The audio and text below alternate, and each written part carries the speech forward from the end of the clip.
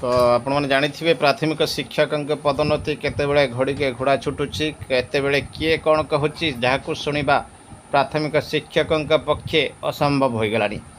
तो यही परिप्रेक्षी में आसी गोटे सुप्रीमकोर्टर जजमेंट तो देखिपारे जुरिडिक्शन रही सिविल अपील जुरिडिक्शन सीए अर्थात देखुए 2014 मसीहार चिठी Amit Singh versus Rabindranath Pandey and others respondent रही जजमेंट आसी।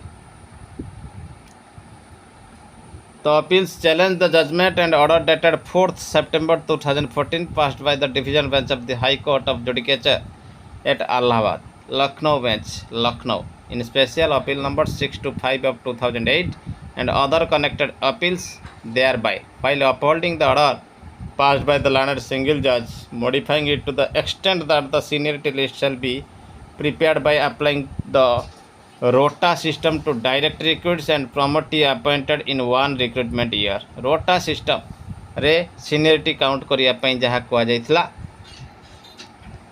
फैक्चुअल बैकग्राउंड टी देखीदबा। द फैक्ट इन ब्रीफ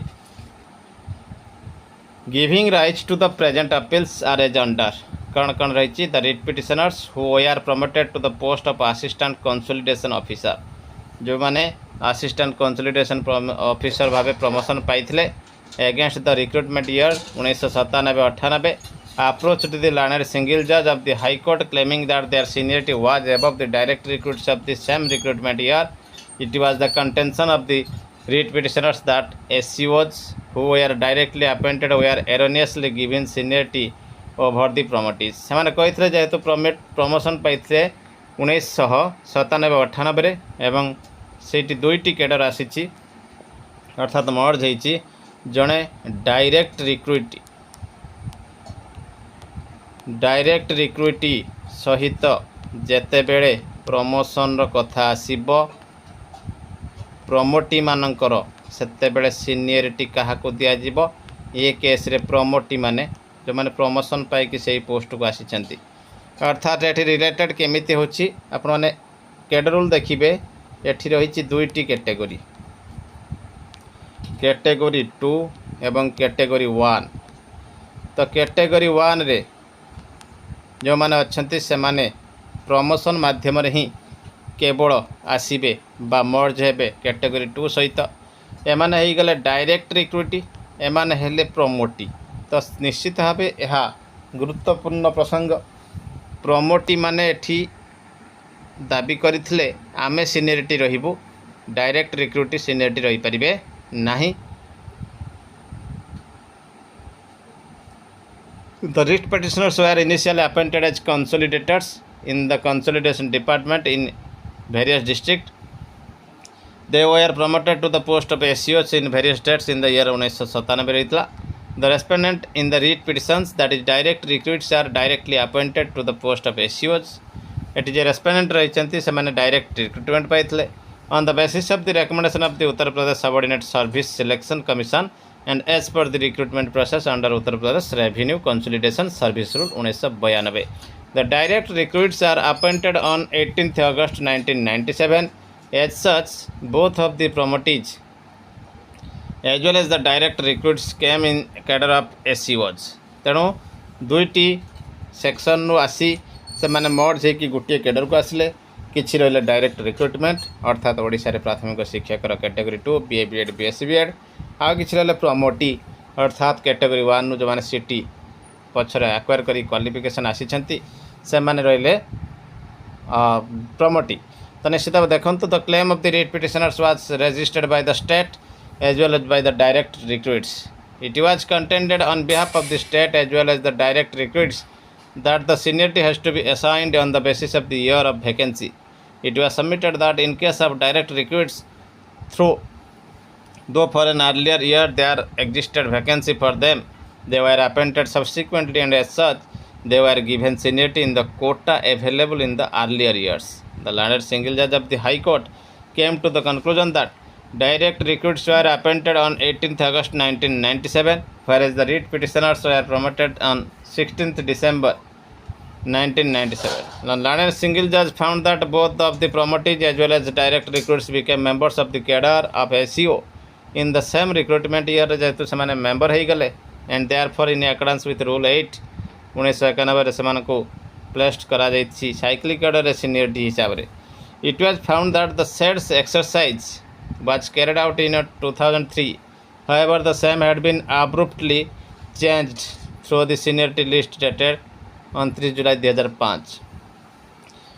थरे 2003 जहाँ थिला ताको जुलाई 2005 रे चेंज करा जाइतला recruitment year 1997-98 there were requisite numbers of post available for promotees and as such as the action state is in denying the seniority to the promotee was not sustainable. The learned single judge therefore allowed the writ petition and quashed the set aside the impugned seniority list dated 29 July 2005. Single जज भूल क्रमे ताहाको set aside करथिले. Being aggrieved direct recruit माने आसीथिले appeal करिया पय division bench रे एवं से इलाहाबाद रे से माने करिथिले. The learned judge division bench of the High Court had impugned judgment on order 4 September 2014 रे फाइंडिंग्स आनिथिले जोटा सिंगल जज देथिले किंतु मॉडिफाई करथिले same to the extent that state shall apply rota system to direct recruits and promotees appointed on recruitment year. Being aggrieved thereby, the appellant direct recruit has approached this court अर्थात supreme court को आसी. We have learned Mr. S.R. Singh, learned senior counsel appearing on behalf of the appellant, and Mr. Pradeep Kant, learned senior counsel, Mr. Rakesh K. Sharma समस्त को सुनिला परे submit करिथिले. Direct recruits were appointed as SEO 18 अगस्त 1997 promotee माने 16 December आसीथिले. It is therefore submitted that the promotees had not even entered in the cadre of SEOs when the appellant was appointed. जो माने वर्तमान प्रमोटी हिसाब रे कथा कहउचंती जेते बेले डायरेक्ट रिक्रुटी से कैडर एंट्री करिथिले ए माने सेते बेले पोजीशन को ही आसी नथिले. Prior to the date on which the promotees were promoted to 2005 seniority list rightly placed the direct recruitee above the promotees. It is submitted that learned single judge as well as the division bench High Court have grossly erred setting aside the set seniority list. एवं आउरी किछ कहिथिले जे overriding effect रे rule 8 1991 को से माने नजरअंदाज करिथिले एवं 1991 rule ले no application to the fact of the present case. It is submitted that finding of the learned single जज of the division bench selection जदि वन रिक्रुटमेंट सिलेक्शन ईयर होता है rota rules will apply is without any basis. तो ता रोटा system एठी कार्यकारी हेबो नाही. मिस्टर सिंह कहिथिले आउरी जोटा कि division high court division bench रो गोटे केस को से उदाहरण देथिले. एवं mister Pradeep Kant learned senior counsel on the contrary submits that the learned single जज as well as the division bench of the high court have high rightly held that since both of the promotees as well as the direct recruits have entered the cadre of SEOs in the same recruitment year, no interference would be warranted with the impugned order. तो से गुडी को सुनिला परे consideration आसीतला कोन ना considering rival submission of the parties it will be apposite to refer to the relevant rules. Rule 8 1991 थिला जहाँ ताक मेंशन करा जायछि एवं विभिन्न फैक्ट को कंसीडर करा जायछि. The perusal sub rule reveals that where according to the service rule appointments are made both by promotion and by direct recruitment the seniority of persons appointed shall subject to the provision of the said sub rule जाको date of the order of their substantive appointment को दिया जिवो. It is further provides that if two or more persons are appointed together then it shall be in the order in which their names are arranged in the appointment order अर्थात merit अनुसार आसीबो. It provides that where appointments are made both by promotion and direct recruitment on the result of any one selection, the seniority of promotees vis-a-vis direct recruits shall be determined in a cyclic order. cyclic order से मान को निया जिवो जदि first being a promotee so far as may be in accordance with the quota prescribed for two sources. दुईटा sources को नहीं कि सेटा रोटा सिस्टम आसी थांती थरे एमाने आसिले थरे सेमाने जिवे. The illustration given is clear that where the quota of the promoting and direct recruits is in proportion of 1:1 जदि सेमाने 1:1 आसीथिबे The first post will go to a promotee and the second post will go to direct recruit and so on. जदि कोटा 1:3 रे थिबे, the first post will go to a promotee and second to fourth post will go to direct recruit. The fifth post will go to a promotee अर्थात प्रति गोटे promotion रे 3टी direct recruit आसीबे. तेणु ये गुड़ी को सबू पुंखानुपुंख आलोचना करते सुप्रीम कोर्ट एवं ता आग को बढ़ी अनफिल्ड वैकेंसी कथा कहते. Relevant to note that in the 1991 rule term of recruitment selection year is not defined.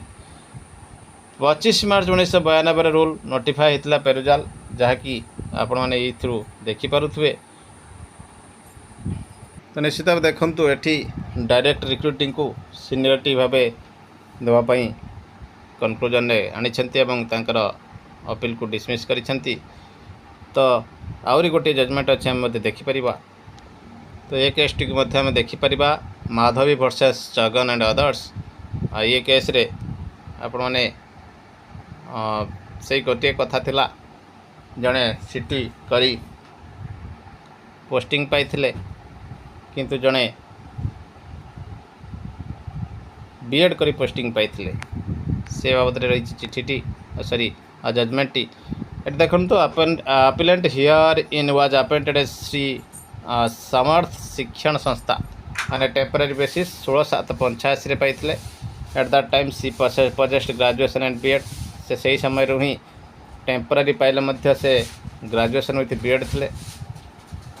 Place होते कैटेगरी सी रे schedule F Maharashtra employees private school rule 1981 रे. However she was appointed against regular vacancy. जेहेतु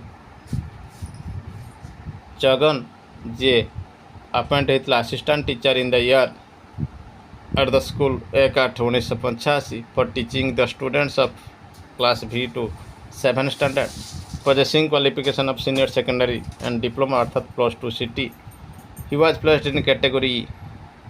दुई जनक भितर चलला विवाद एवं शेष जेहेतु से बीएड करि नथिले एवं जो पोस्ट पाई लड़ाई चली से योग्यता हासिल करि नथिले एवं परे योग्यता हासिल करथिले.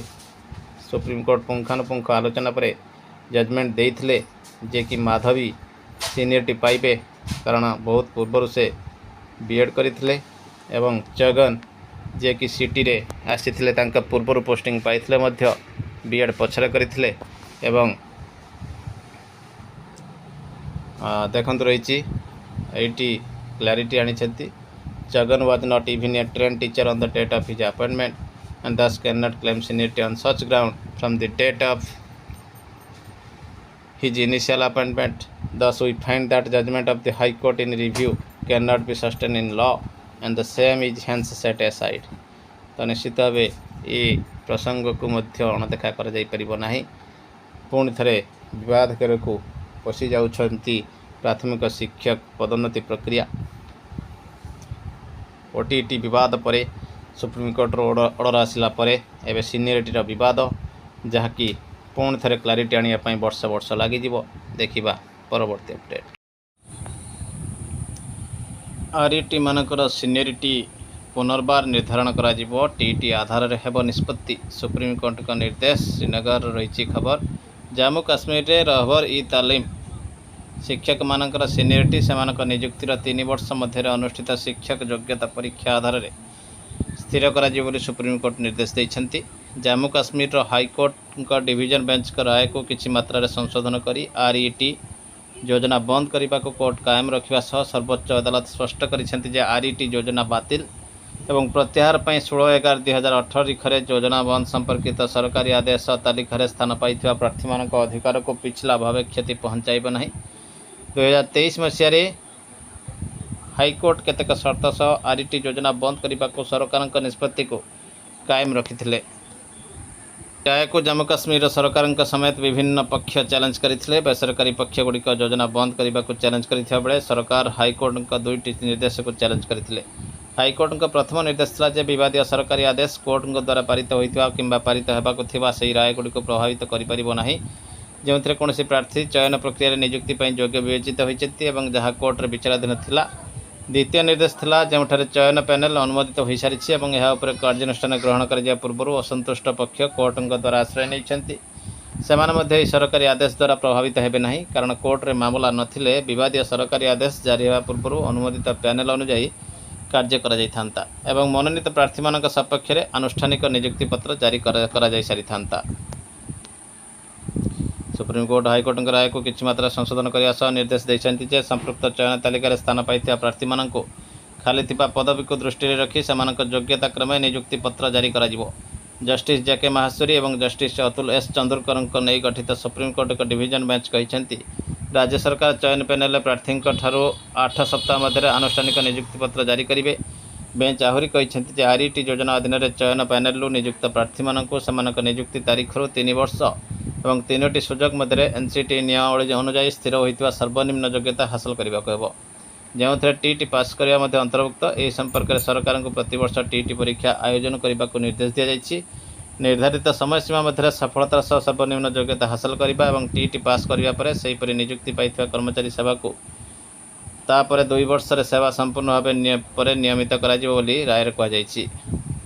समान स्थिति में प्रार्थी मान प्रযোज्य हो जो मैंने 23/8/2010 पर आरईटी योजना अधीन चयन पैनल नियुक्ति पाई सारी तेज से नियुक्त प्रार्थी मान 3 वर्ष मध्य निर्धारित योग्यता हासिल करने को राय कहुई। यही कोर्टों यह बाध्यतामूलक जे जेतेबेले आरईटी योजना अधीन प्रार्थी नियुक्त व्यक्ति मानक निर्धारित योग्यता हासिल करेंगे और टीटी उत्तीर्ण हेबे सेतेबेले से समस्त प्रार्थी सीनियरिटी को राज्यर कर्तृपक्ष द्वारा पुनर्बार प्रस्तुत और निर्धारण कर समय चयन पैनल से स्थान को बजाय रखा किंतु नियुक्ति योगदान किंबा नियमितकरण तारीख द्वारा यह प्रभावित हेब नहीं अनुजाई निर्धारण कर सुप्रीमकोर्ट स्पष्ट करछंती यदि पूर्वर नियुक्ति और नियमित होता कर्मचारी समेत कौन प्रार्थी एनसीटी विज्ञप्ति अनुजाई आवश्यक योग्यता हासिल न करती और निर्धारित समय मध्य टीटी पास कर विफल हुंती तेबे राज्य सरकार से सेवा समाप्त करने को स्वाधीन अटंती कारण भारतीय संविधान द्वारा 142 प्रयोग कर संपूर्ण न्याय प्रदान करने समय संविधान धारा 21 मूल्य को बलि दि जापर यह स्पष्ट कर प्रार्थी नियुक्ति व्यक्ति माने सीनियरिटी किंबा नियमितकरण संपर्क में कौन दाबी करें ना। बेंच आहरी कहते यही समस्त निर्देश से समस्त प्रार्थी प्रযোज्य हो जो मैंने जेकोसी कोर्टे मामला लड़ुंट यही मामला गुड़िक यही राय प्रकाश पाइबा तारीख पूर्व दायर कर स्पष्ट कर जो प्रार्थी मैंने एपर्यंत कौन कोर्टे मामला दायर करना से निर्देश आधार में कौन नूतन मामला करें ना कि कौन कोर्टरू अधिक निर्देश पाइबा को हकदार हेबे नहीं। तो निश्चित भाव देखूँ ये रही बड़ अपडेट देखा परवर्ती अपडेट।